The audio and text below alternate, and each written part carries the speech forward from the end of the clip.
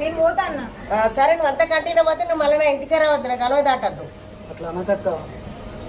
అనకక్క అంటే మీరు చేసిన కొద్దీ నేను చూసుకుంటా పోవాలా?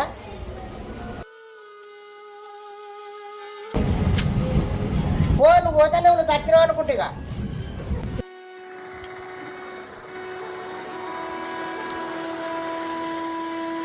రమేష్, నువ్వు తీసుకురా.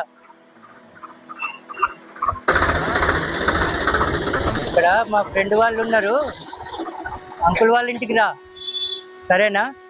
నేను వచ్చినాక అన్నీ చూసుకుంటాలే. ఓకే. వేసుకోకుండా వస్తుంది. చూసినావు కదా అవ్వ ఎట్లా అన్నదాన్ని, అది ఎంత అడుగుతుందన్న తెలుసు కూడా మళ్ళీ ఎట్లా అంటాను.